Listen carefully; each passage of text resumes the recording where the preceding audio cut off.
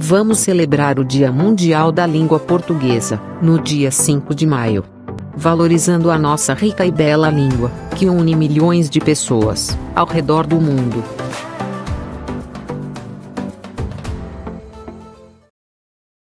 Este livro foi gravado nos estúdios da Fundação Dorina Noil para Cegos. Nome do livro: O Almirante Louco. Autor: Fernando Pessoa. Descrição de capa.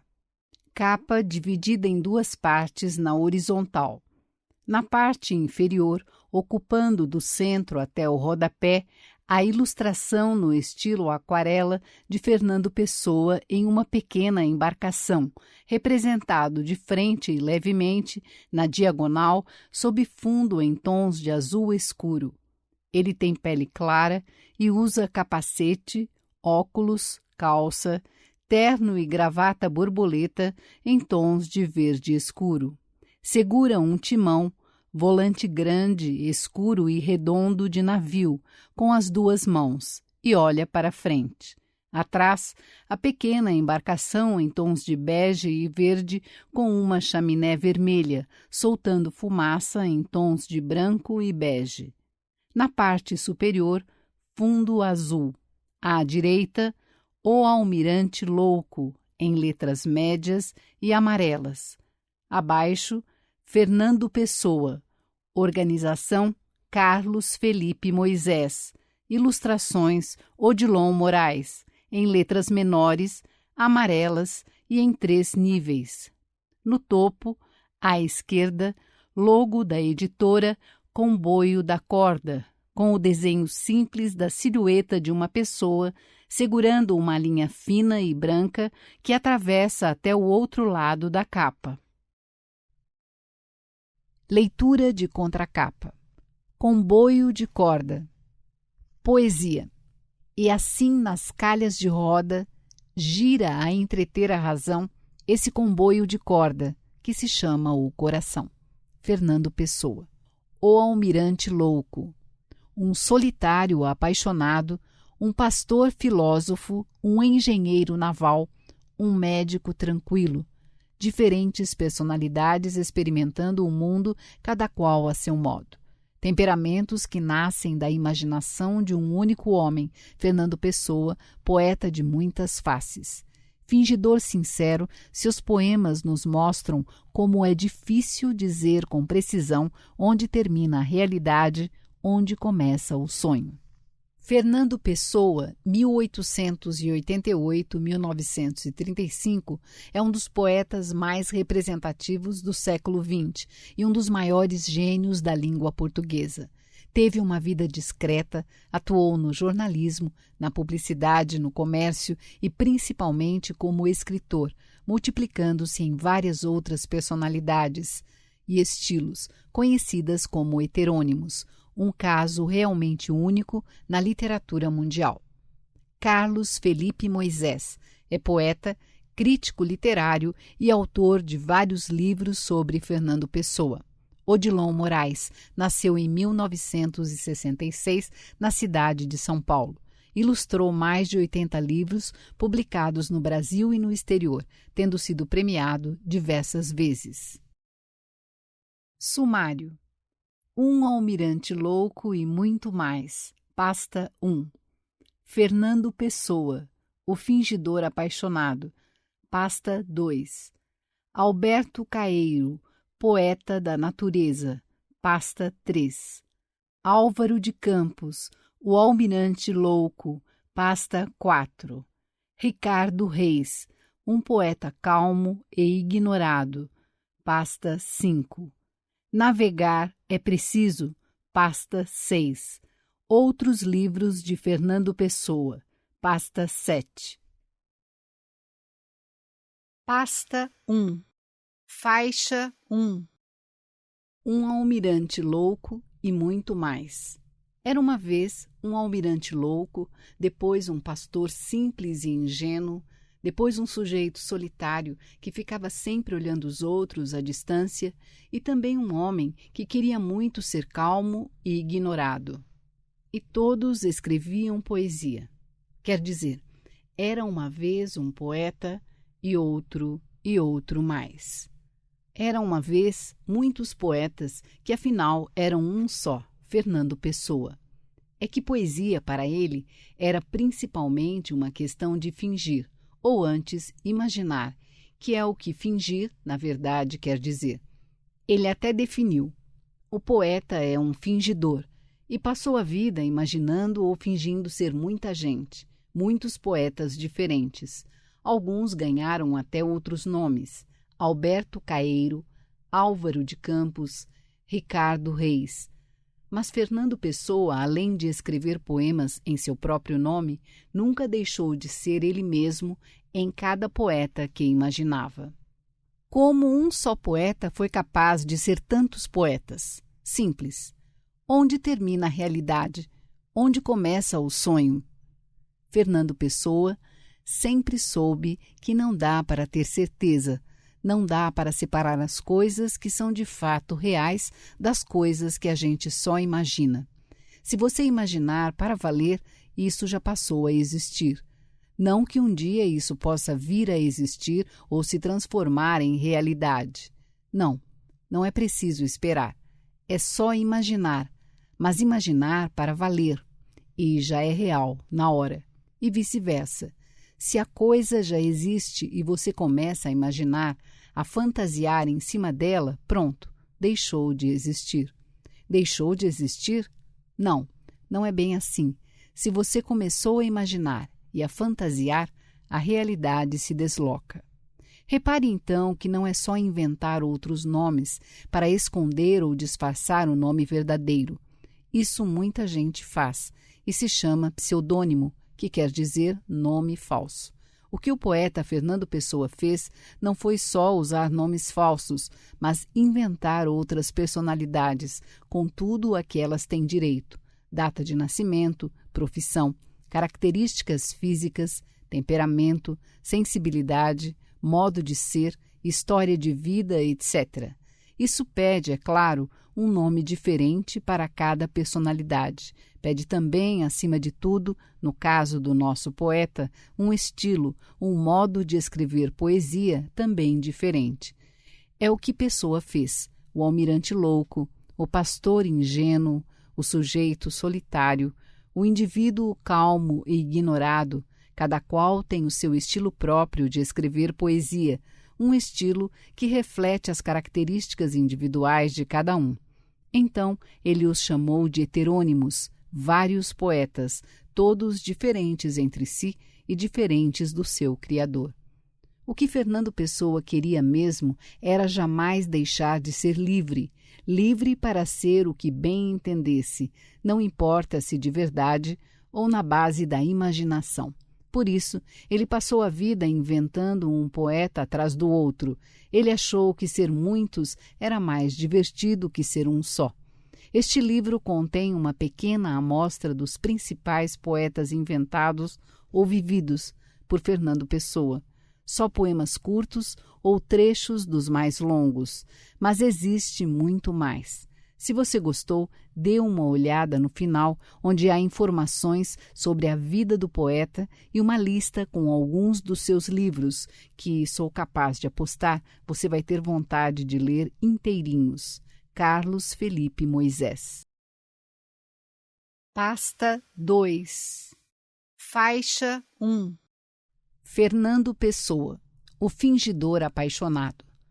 O poeta que assina os seus poemas com o nome de batismo do autor é mais ou menos assim: um sujeito discreto, quase sempre quieto no seu canto, olhando para as pessoas e as coisas, pensando muito. Às vezes ele é engraçado e brincalhão, como nessa historinha da Pia número 1, Pia número 2, página 12, etc. Outras vezes fica mais sério, como quando fala da ceifeira, página 20, a camponesa que canta enquanto trabalha. Ele não esconde que tem uma baita inveja de pessoas como ela. Nas quadras ao gosto popular, página 15, por exemplo, parece que está o tempo todo apaixonado, mas do jeito dele, discreto, só imaginando como seria bom se fosse correspondido.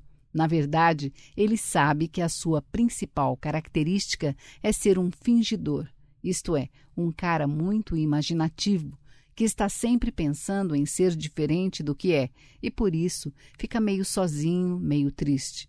Mas nunca perde o bom humor, como no poema em que brinca com um trenzinho de corda, página 24, para falar de coisas sérias com o coração e a razão. Faixa 2. Poema Piau. Casa Branca, Barreiro à Moita. Silêncio ou estação, a escolha do freguês. Toda a gente que tem as mãos frias deve metê-las dentro das pias. Pia número 1, para quem mexe as orelhas em jejum. Pia número 2, para quem bebe bifes de bois. Pia número 3, para quem espirra só meia vez. Pia número 4, para quem manda as ventas ao teatro. Pia número 5, para quem come a chave do trinco. Pia número 6, para quem se penteia com bolos reis.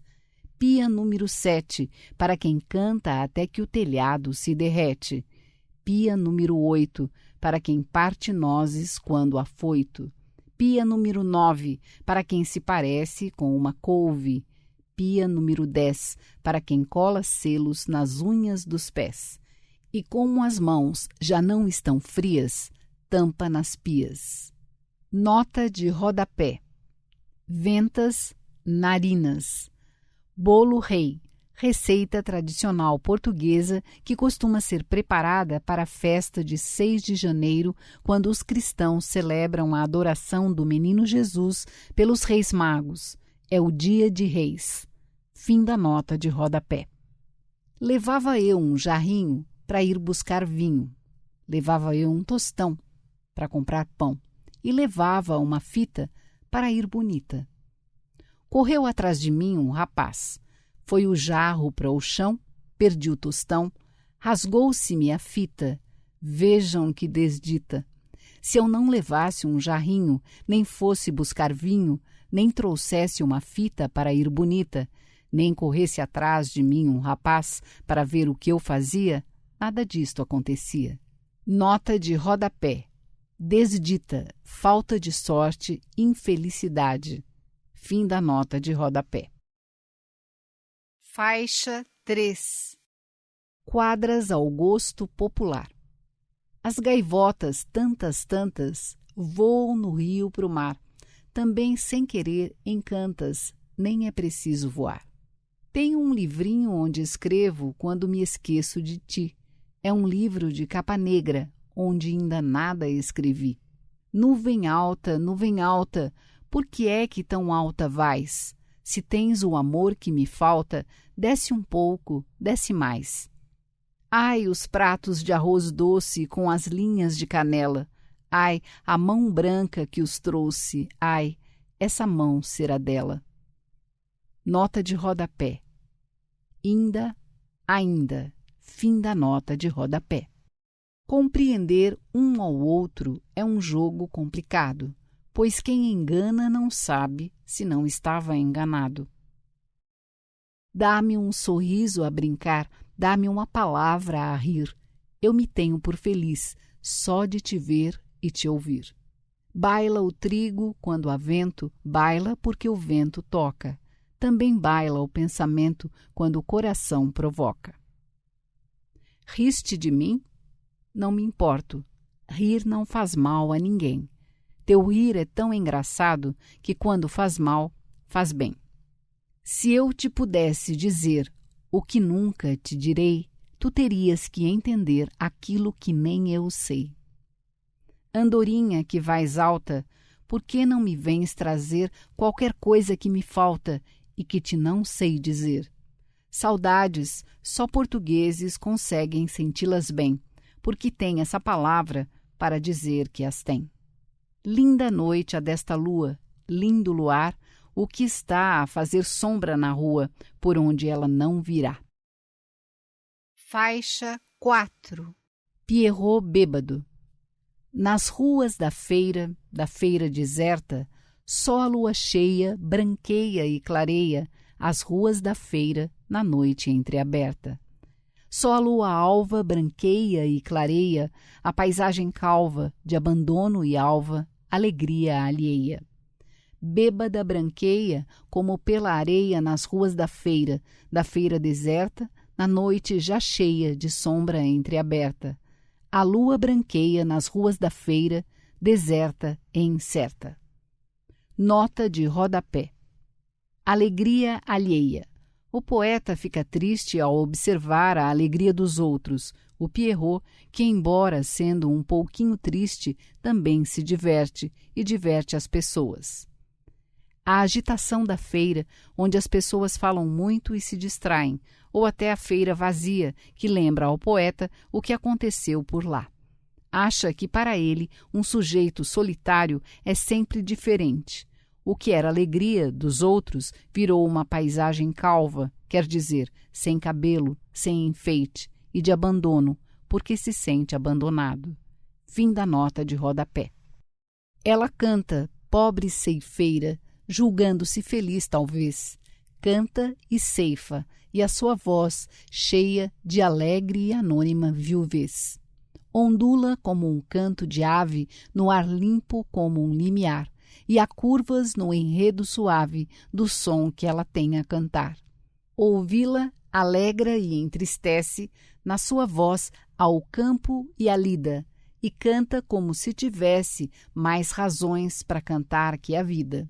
Ah, canta, canta sem razão, o que em mim sente está pensando, derrama no meu coração a tua incerta voz ondeando. Ah, poder ser tu sendo eu, ter a tua alegre inconsciência e a consciência disso, ó céu, ó campo, ó canção.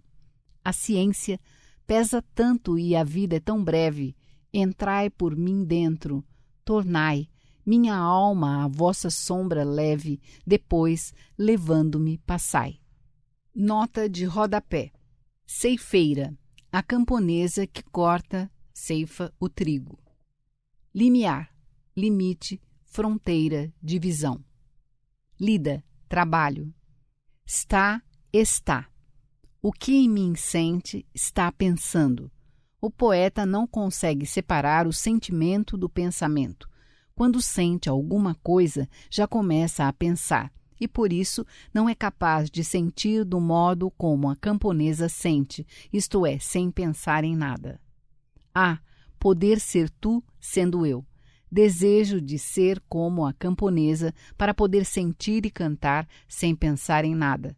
Ao mesmo tempo, o poeta não quer deixar de ser ele mesmo, alguém que está sempre pensando. Conclusão: o que ele quer é impossível e por isso fica triste. Fim da nota de rodapé. Faixa 5. Dizem, esquecem.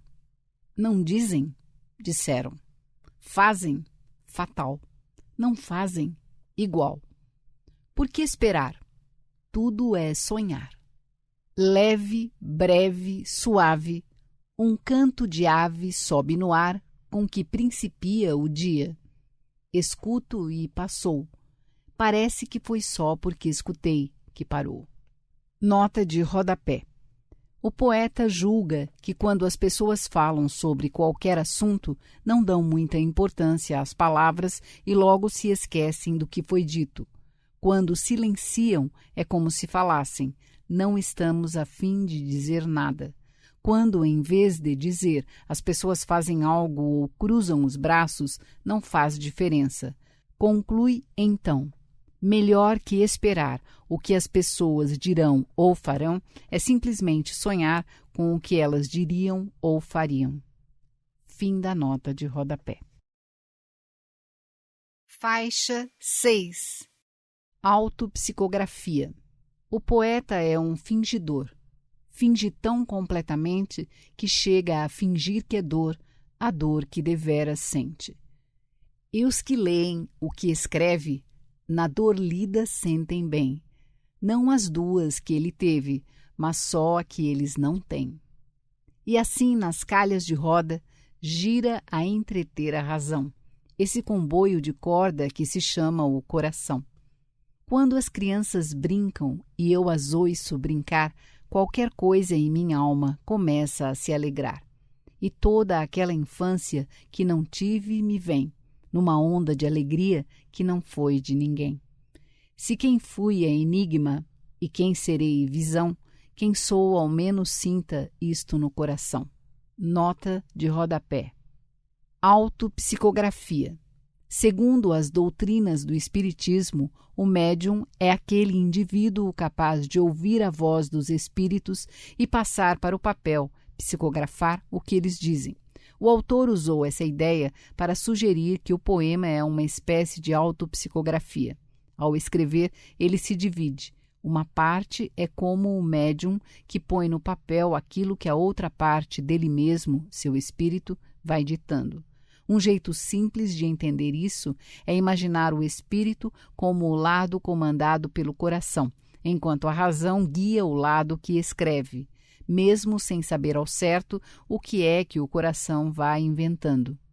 Calhas de roda, trilhos de trem, comboio de corda, trem de brinquedo, movido a corda, oiço, ouço, escuto. Fim da nota de rodapé. Faixa 7. Liberdade. Ai, que prazer não cumprir um dever, ter um livro para ler e não o fazer. Ler é maçada, estudar é nada. O sol doira sem literatura. O rio corre, bem ou mal, sem edição original.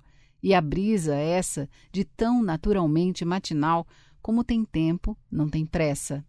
Livros são papéis pintados com tinta. Estudar é uma coisa em que está indistinta a distinção entre nada e coisa nenhuma. Quanto é melhor quando abruma, esperar por Dom Sebastião, quer venha ou não.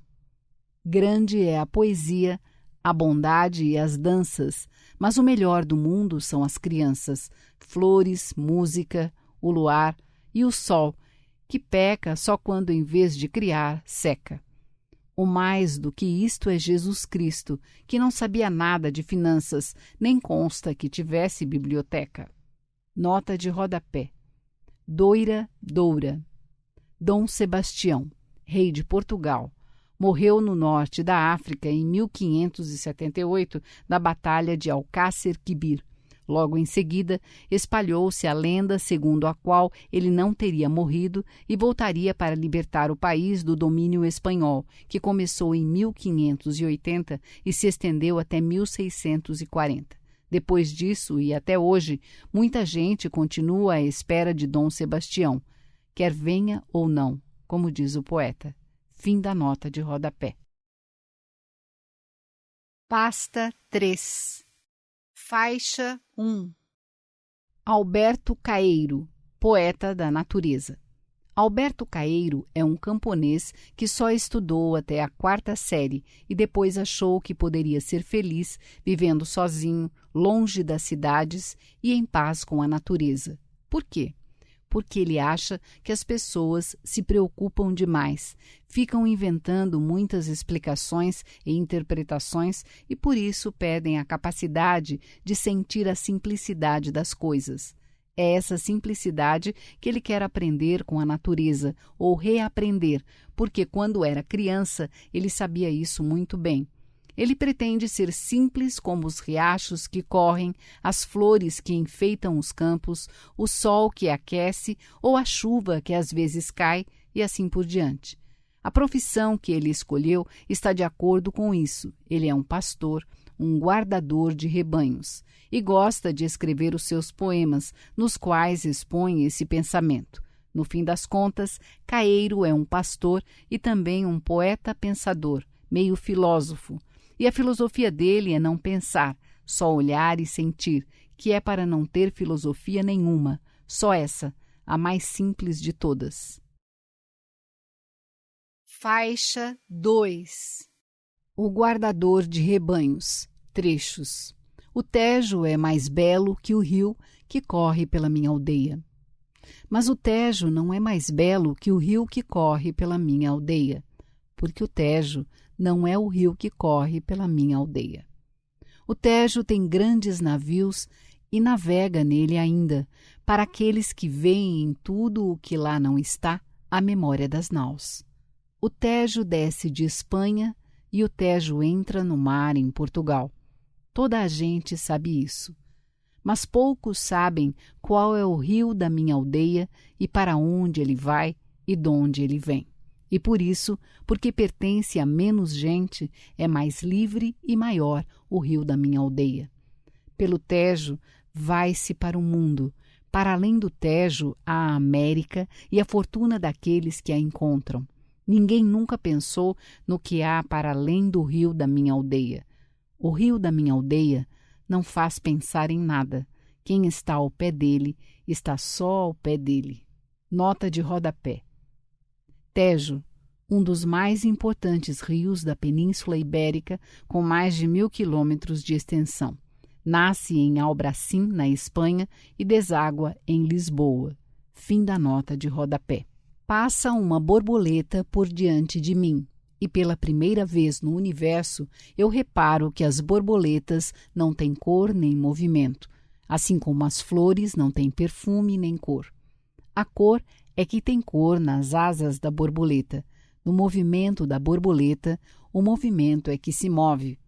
O perfume é que tem perfume no perfume da flor.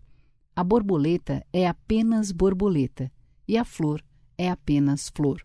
O meu olhar é nítido como um girassol. Tenho o costume de andar pelas estradas olhando para a direita e para a esquerda, e de vez em quando olhando para trás. E o que vejo a cada momento é aquilo que nunca antes eu tinha visto, e eu sei dar por isso muito bem. Sei ter o pasmo essencial que tem uma criança se ao nascer reparasse que nascera deveras. Sinto-me nascido a cada momento para a eterna novidade do mundo. Nota de rodapé. Nítido, claro, limpo, luminoso. Pasmo essencial. Admiração necessária. Fim da nota de rodapé.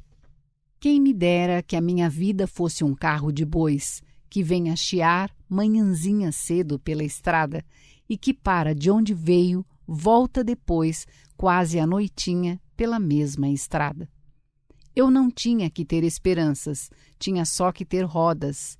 A minha velhice não tinha rugas nem cabelo branco. Quando eu já não servia, tiravam-me as rodas e eu ficava virado e partido no fundo de um barranco. A espantosa realidade das coisas é a minha descoberta de todos os dias. Cada coisa é o que é, e é difícil explicar a alguém quanto isso me alegra e quanto isso me basta. Basta existir para se ser completo. Tenho escrito bastantes poemas. Hei de escrever muitos mais, naturalmente. Cada poema meu diz isto, e todos os meus poemas são diferentes, porque cada coisa que há é uma maneira de dizer isto. Às vezes, ponho-me a olhar para uma pedra, não me ponho a pensar se ela sente. Não me perco a chamar-lhe minha irmã, mas gosto dela por ela ser uma pedra. Gosto dela porque ela não sente nada. Gosto dela porque ela não tem parentesco nenhum comigo. Outras vezes, ouço passar o vento e acho que só para ouvir passar o vento vale a pena ter nascido. Nota de rodapé. Basta existir para se ser completo. Caeiro acha que quanto mais explicações e interpretações a pessoa acrescentar às coisas, menos chance terá de ser completa. Para ser completo, basta existir simplesmente, sem ficar fazendo muitas perguntas. Ouço, escuto. Fim da nota de rodapé. Se depois de eu morrer quiserem escrever a minha biografia, não há nada mais simples. Tem só 2 datas, a da minha nascença e a da minha morte. Entre uma e outra coisa, todos os dias são meus. Sou fácil de definir. Vi como um danado. Amei as coisas sem sentimentalidade nenhuma. Nunca tive um desejo que não pudesse realizar, porque nunca ceguei. Mesmo ouvir nunca foi para mim senão um acompanhamento de ver. Compreendi que as coisas são reais e todas diferentes umas das outras. Compreendi isto com os olhos, nunca com o pensamento. Compreender isto com o pensamento seria achá-las todas iguais. Um dia deu-me o sono como a qualquer criança. Fechei os olhos e dormi. Além disso, fui o único poeta. Pasta 4. Faixa 1. Álvaro de Campos, o almirante louco. Álvaro de Campos é formado em engenharia naval na Escócia. Chegou até a trabalhar num estaleiro, quer dizer, numa fábrica de navios na Inglaterra. Mas desistiu da profissão, voltou para Portugal e resolveu ficar por aí observando as coisas da vida. Se Fernando Pessoa já pensava muito, Álvaro de Campos vai mais longe. Não para um segundo, sempre questionando tudo, duvidando de tudo, um pouco rebelde, irrequieto e insatisfeito. Uma característica interessante deste poeta engenheiro é que ele é muito lógico, analisa bem todas as coisas e muitas vezes é bem-humorado, embora tenha um humor meio amargo, como no poema em que compara o seu coração a um almirante louco, página 41, ou naquele em que diz que todas as cartas de amor são ridículas, página 42. De certo modo, ele afirma isso para dizer o contrário. Por exemplo, ele até gostaria de ser guiado pelo coração, ainda que este fosse um almirante louco, e gostaria também de escrever cartas de amor, ainda que estas fossem ridículas. Mas, na verdade, ele tem vergonha de confessar, pois isso não condiz com a sua condição de engenheiro, moderno e inteligente. Ao contrário do pastor caeiro, que não quer saber de pensar, Campos dá a impressão de que está à procura de alguma filosofia que explique tudo e resolva todas as suas dúvidas. Faixa 2. Um soneto. Meu coração é um almirante louco que abandonou a profissão do mar e que a vai relembrando pouco a pouco em casa a passear. No movimento, eu mesmo me desloco nesta cadeira só de o imaginar, o mar abandonado fica em foco nos músculos cansados de parar. As saudades nas pernas e nos braços, as saudades no cérebro por fora, há grandes raivas feitas de cansaços. Mas esta é boa, era do coração que eu falava, e onde diabo estou eu agora com o almirante em vez de sensação? Nota de rodapé. Ao chamar o seu coração de almirante louco, o poeta brinca com a ideia de que nós muitas vezes nos esquecemos do lugar em que estamos e continuamos agindo ou reagindo como se ainda estivéssemos no lugar com que estamos mais acostumados. É o caso do almirante que, mesmo depois de ter abandonado a profissão do mar, continua sentindo e reagindo como se ainda navegasse sobre as ondas. Fim da nota de rodapé. Todas as cartas de amor são ridículas. Não seriam cartas de amor se não fossem ridículas. Também escrevi em meu tempo cartas de amor, como as outras ridículas. Mas afinal, só as criaturas que nunca escreveram cartas de amor é que são ridículas. Quem me dera no tempo em que escrevia, sem dar por isso cartas de amor ridículas. A verdade é que hoje as minhas memórias dessas cartas de amor é que são ridículas. Todas as palavras esdrúxulas, como os sentimentos esdrúxulos, são naturalmente ridículas. Nota de rodapé. Esdrúxula. Palavra proparoxítona. Ridícula, por exemplo, com acento na antepenúltima sílaba. Também pode significar algo esquisito, extravagante. O poema joga com o duplo sentido do termo. Fim da nota de rodapé. Na casa defronte de mim e dos meus sonhos, que felicidade há sempre. Moram ali pessoas que desconheço, que já vi, mas não vi. São felizes porque não são eu. As crianças que brincam às sacadas altas vivem entre vasos de flores, sem dúvida, eternamente. As vozes que sobem do interior do doméstico cantam sempre, sem dúvida. Sim, devem cantar. Quando há festa cá fora, há festa lá dentro. Assim tem que ser onde tudo se ajusta, o homem à natureza, porque a cidade é natureza. Que grande felicidade não ser eu. Faixa 3. Dobrada à moda do Porto. Um dia, num restaurante, fora do espaço e do tempo, serviram-me o amor como dobrada fria. Disse delicadamente ao missionário da cozinha que a preferia quente, que a dobrada, e era a moda do Porto, nunca se come fria. Impacientaram-se comigo. Nunca se pode ter razão, nem num restaurante. Não comi, não pedi outra coisa, paguei a conta e vim passear para toda a rua.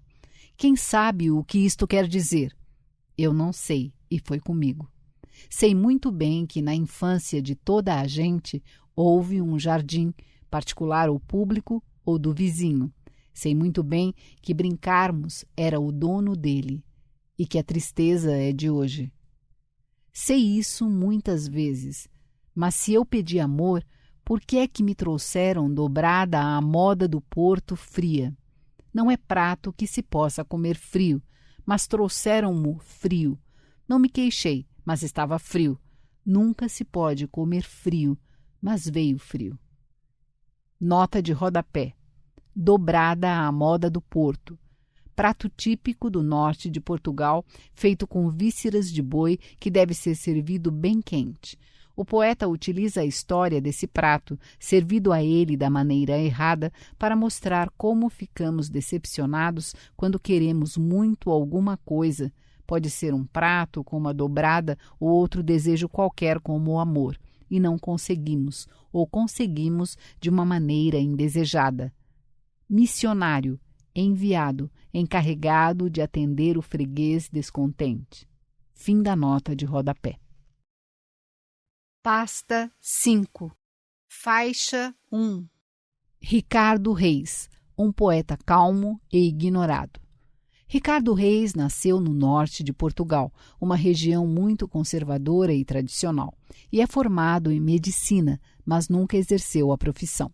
Gostava muito de línguas e culturas antigas, tendo aprendido grego e latim, e assimilou muito bem o estilo dos poetas clássicos, assim como a filosofia de Epicuro, seu pensador predileto.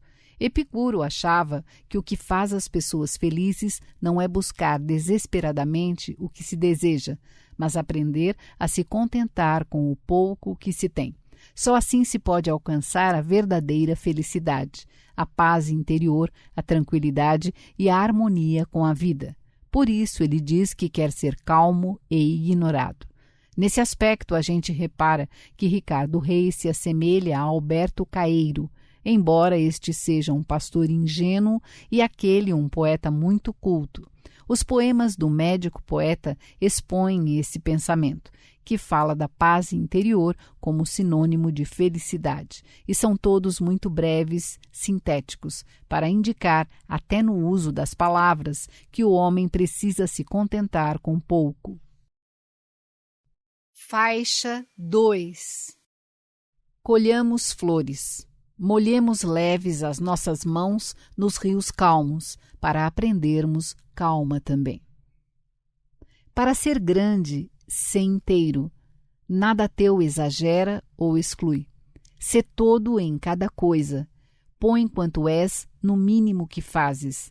Assim, em cada lago a lua toda brilha, porque alta vive. Segue o teu destino, rega as tuas plantas, ama as tuas rosas. O resto é a sombra de árvores alheias.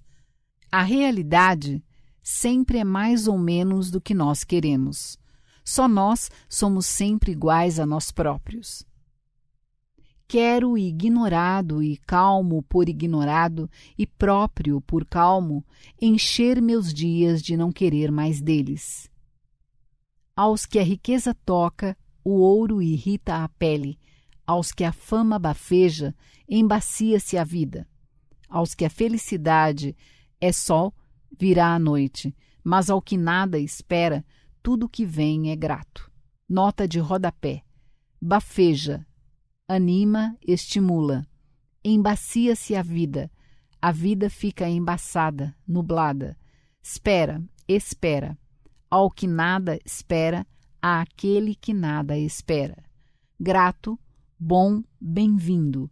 Fim da nota de rodapé. Antes de nós, nos mesmos arvoredos, passou o vento, quando havia vento, e as folhas não falavam de outro modo do que hoje. Passamos e agitamo-nos debalde, não fazemos mais ruído no que existe do que as folhas das árvores ou os passos do vento. Tentamos, pois, com abandono assíduo, entregar nosso esforço à natureza e não querer mais vida que a das árvores verdes. Quem quer pouco tem tudo, quem quer nada é livre, quem não tem e não deseja, homem, é igual aos deuses. Nota de rodapé. Agitamo-nos debalde, ficamos muito agitados à toa. Ricardo Reis expõe aqui, como em quase todos os seus poemas, a lição aprendida com o pastor Caeiro. Devemos ficar sempre calmos, aceitando a vida e a natureza como elas são. Assíduo, constante, contínuo. Fim da nota de rodapé. Pasta 6. Navegar é preciso. Fernando Antônio Nogueira Pessoa nasceu em Lisboa em 1888. Filho único, seu irmão Jorge, nascido logo depois dele, morreu com menos de 1 ano. Ficou órfão de pai aos 5 anos e dos 7 aos 17 viveu em Durban, na África do Sul. Sua mãe se casara outra vez com um militar diplomata designado para servir Portugal naquelas lonjuras. Em Durban, que na época era uma possessão inglesa, fez os estudos primários e secundários em língua inglesa e por isso se tornou bilíngue o resto da vida. Começou a escrever poesia nessa época, quase tudo em inglês, um pouco em português. Chegou a prestar exame para o ingresso na universidade. Pensou em fazer o curso de artes na Universidade do Cabo, na África do Sul. Foi aprovado, mas não se matriculou e decidiu voltar sozinho para Lisboa antes de completar 18 anos. Depois disso, nunca mais viajou. De regresso a Portugal, matriculou-se em letras na Universidade de Lisboa, mas desistiu no primeiro semestre. Tentou, em mais de uma oportunidade, estabelecer-se como empresário, no ramo da tipografia e de editora, mas não deu certo. Sobreviveu a vida toda como tradutor comercial, cuidando da correspondência em inglês e francês, língua que também dominava, de firmas importadoras e exportadoras de Lisboa. Ainda na juventude, fez amizade com vários poetas e artistas jovens e com eles revolucionou o seu tempo, ajudando a editar revistas de vanguarda como Orfeu, 1915, Portugal Futurista, 1917, Atena, 1921 e outras. Muito cedo, descobriu sua facilidade para criar diferentes personalidades literárias, às quais chamou heterônimos, e foi divulgando, nessas e em outras revistas, a produção desses outros poetas, como Alberto Caeiro, Álvaro de Campos, Ricardo Reis e dele mesmo. Planejou muitas vezes reunir sua obra em livro, mas hesitou e não chegou a fazê-lo praticamente até o fim da vida. O único livro que publicou foi Mensagem, 1934, obra de cunho nacionalista e patriótico. O restante ficou disperso em jornais e revistas e, em grande parte, inédito. Não se casou, não teve filhos, teve um único caso amoroso com Ofélia de Queiroz, não passou de um namoro por cartas e dedicou sua vida toda à criação literária. Além de ter sido poeta, teve muito interesse por filosofia, espiritismo e esoterismo. Morreu em 1935 devido a uma crise hepática aguda provocada provavelmente por excesso de bebida alcoólica. Pode-se dizer que a vida para ele foi só ler e escrever, seguindo o lema de antigos navegadores que diziam: navegar é preciso, viver não é preciso, que ele mesmo adaptou para viver não é necessário, o que é necessário é criar. Foi reconhecido já pelos seus contemporâneos e quanto mais o tempo passa, mais aumenta essa certeza como um dos maiores poetas do século XX. Pasta 7. Outros livros de Fernando Pessoa. Se você apreciou a pequena amostra da poesia de Fernando Pessoa recolhida neste livro, pode sair em busca de outras obras suas.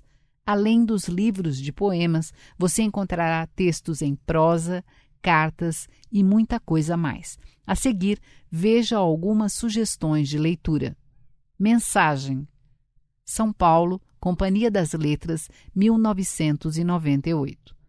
O passado e o futuro da nação portuguesa, às voltas com o mito de Dom Sebastião, são contemplados nesse livro, o único que Pessoa publicou em vida. Poesia, Ricardo Reis, São Paulo, Companhia das Letras, 2000. O mais clássico dos heterônimos pessoanos. Suas odes, inspiradas no poeta latino Horácio, 65, 8 a.C., defendem o fim do desejo e o autocontrole como caminho para a sabedoria.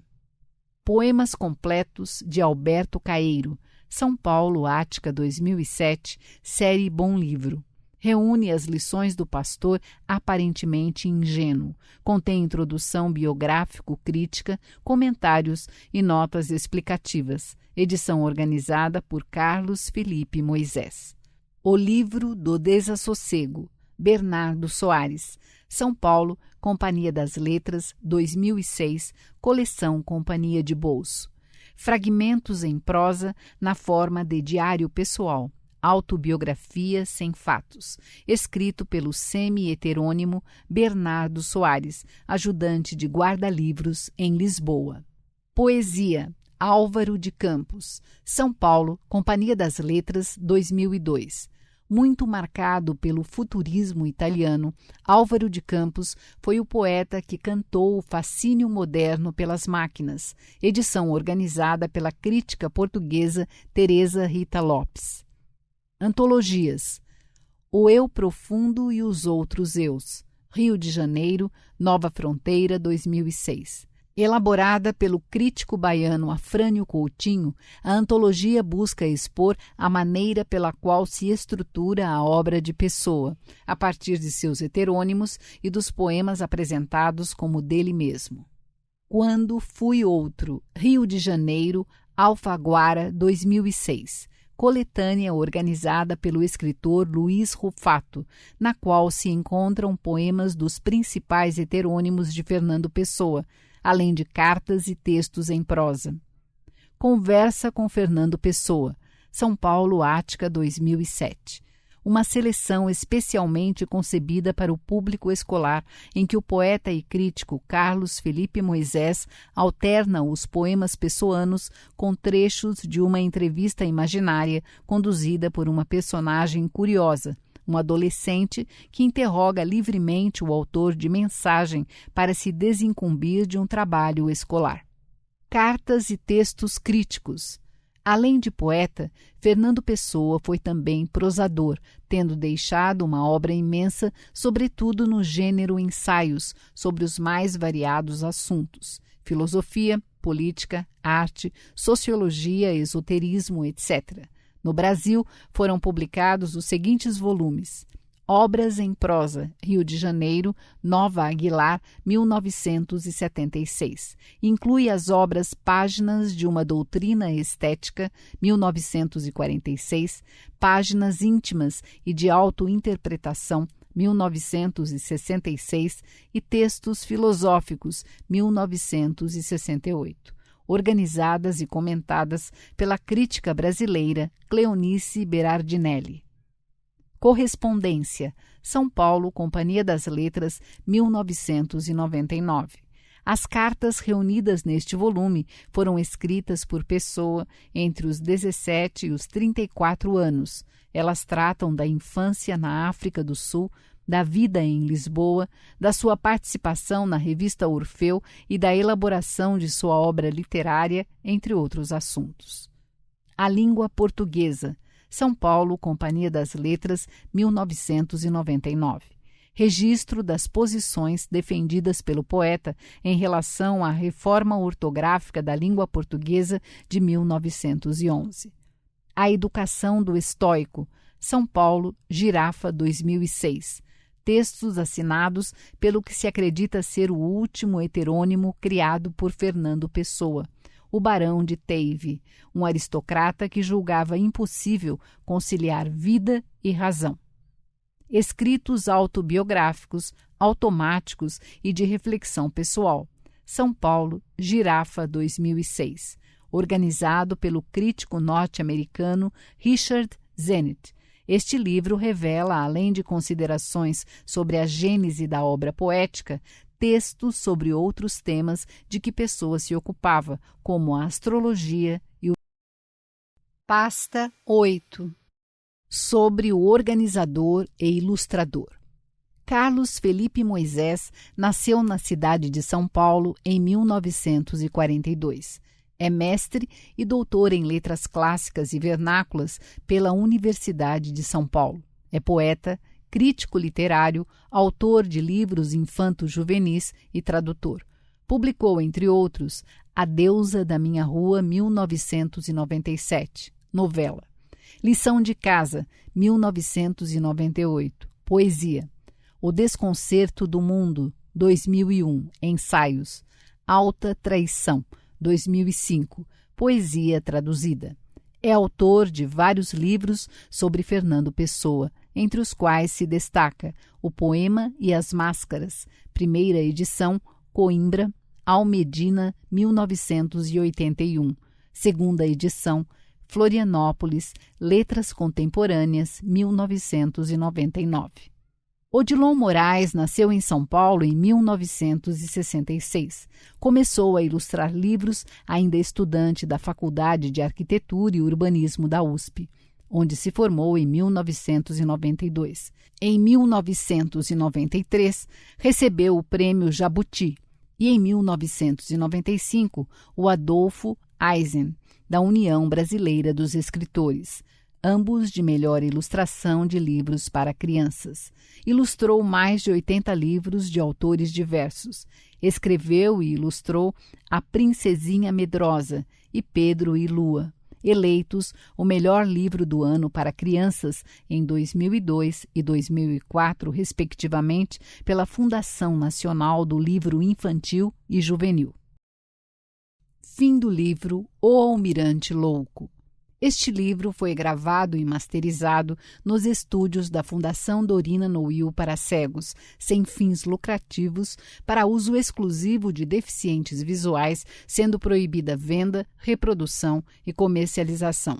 Lido por Vera Emídio em maio de 2016. Nome do livro: O Almirante Louco. Autor: Fernando Pessoa. Número de páginas: 64. Copyright: Carlos Felipe Moisés. Editora Comboio de Corda. Cidade São Paulo, ano 2007. Editado por Tainá Grassi.